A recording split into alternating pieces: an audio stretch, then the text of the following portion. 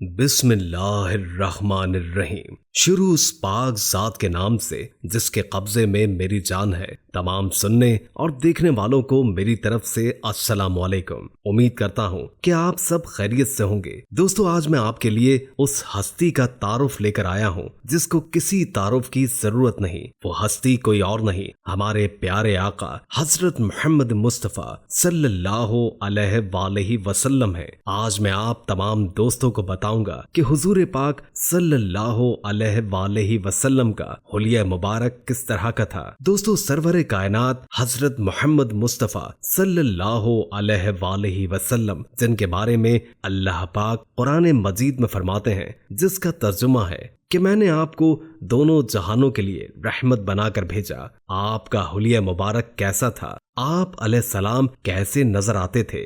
آپ کی خوبصورت زلفیں، آپ کا خوبصورت چہرہ اور آپ کا خوبصورت بدن کیسا تھا؟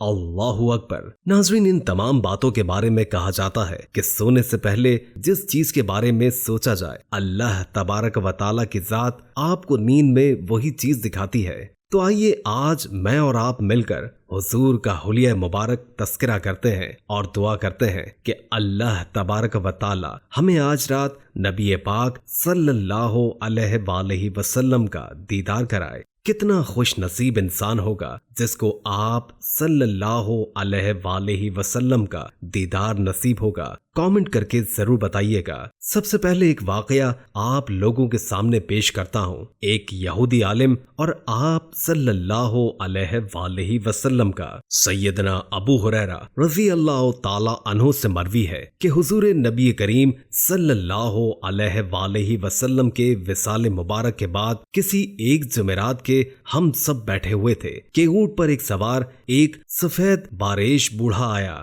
اس نے اپنی سواری کو مسجد کے دروازے پر باندھا اور یہ کہتے ہوئے اندر داخل ہوا، تم پر سلامتی اور اللہ کی رحمت نازل ہو کہ تم میں اللہ کے رسول حضرت محمد صلی اللہ علیہ وآلہ وسلم موجود ہیں۔ حضرت علی رضی اللہ تعالی عنہ نے فرمایا، اے حضور صلی اللہ علیہ وآلہ وسلم کے بارے میں پوچھنے والے، تجھے آپ صلی اللہ علیہ وآلہ وسلم سے کیا کام ہے؟ اس نے کہا، میں یہودی علماء میں سے ہوں اور 80 سال سے تورات کا مطالعہ کر رہا ہوں۔ اس میں متعدد مقامات پر اللہ تعالیٰ نے اپنے نبی حضرت محمد مصطفیٰ صلی اللہ علیہ وآلہ وسلم کا ذکر بڑی تفصیل سے کیا ہے اور میں اس ذکر سے متاثر ہو کر آیا ہوں۔ اس نے سلسلہ کلام کو جاری رکھتے ہوئے کہا، اور میں آپ صلی اللہ علیہ وآلہ وسلم کی آل پر بیت اسلام کے لیے حاضر ہوا ہوں۔ حضرت علی المرتضیٰ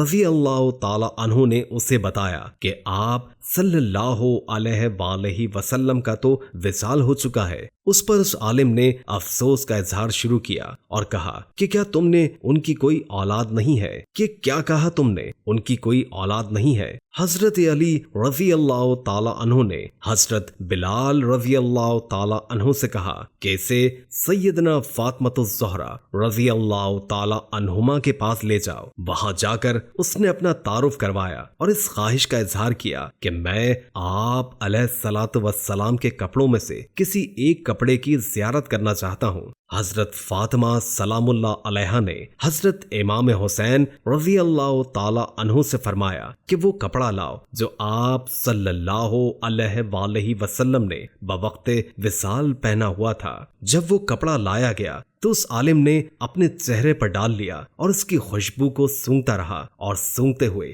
بار بار کہتا کہ صاحب سوگ پر میرے ماں باپ قربان۔ اس کے بعد حضرت علی سے مخاطب ہو کر کہنے لگا، حضور اوصاف جمیلہ کا تذکرہ اس طرح کرو کہ میں انہیں دیکھ رہا ہوں۔ یہ بات سن کر حضرت علی کرم اللہ وجہ الکریم اپنے جذبات پر قابو نہ رکھ سکے۔ آپ رو پڑے اور کہنے لگے، اے سائل، خدا کی قسم، آپ صلی اللہ علیہ وآلہ وسلم کی زیارت کا جس قدر تجھے اشتیاق ہے، مجھے اس سے کہیں بڑھ کر اپنے حبیب صلی اللہ علیہ وآلہ وسلم کی ملاقات کا شوق ہے۔ اس کے بعد حضرت علی رضی اللہ تعالی عنہ نے آپ علیہ السلام کے حلیہ مبارک اور سراپے مبارک کا ذکر بڑی تفصیل سے فرمایا، جس سے من ہی من میں اس یہودی عالم نے سابقہ کتب آسمانی کی روشنی میں کی اور مسلمان ہو گیا۔ سبحان اللہ۔ ناظرین، اب چلتے ہیں حضور پاک علیہ السلام کیسے دکھتے تھے۔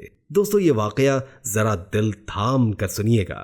ابراہیم محمد جو حضرت علی رضی اللہ تعالی عنہ کی اولاد میں سے ہیں، یعنی پوتے ہیں، وہ فرماتے ہیں کہ حضرت علی رضی اللہ تعالی عنہ جب حضور کریم صلی اللہ علیہ وآلہ وسلم کا حلیہ مبارک کا بیان فرماتے تو کہا کرتے کہ حضور نہ زیادہ لمبے تھے نہ زیادہ پستہ قد، بلکہ درمیانہ قد لوگوں میں سے تھے۔ حضور اکرم صلی اللہ علیہ وآلہ وسلم کے بال مبارک نہ بالکل پیچدار تھے نہ بالکل سیدھے، بلکہ تھوڑی سی پیچیدگی لیے ہوئے تھے۔ نہ آپ صلی اللہ علیہ وآلہ وسلم موٹے بدن کے تھے نہ گول چہرہ، البتہ تھوڑی سی گولائی آپ کے چہرے مبارک میں تھی، یعنی چہرہ انور نہ بالکل گول تھا نہ بالکل لمبا، بلکہ دونوں کے درمیان تھا۔ حضور علیہ السلام کا رنگ سفید سرخی مائل تھا۔ حضور کریم کی مبارک آنکھیں بالکل سیاہ تھیں اور پلکیں دراز، بدن کے جوڑوں کی ہڈیاں موٹی تھیں، مثلاً کونیاں اور گھٹنے،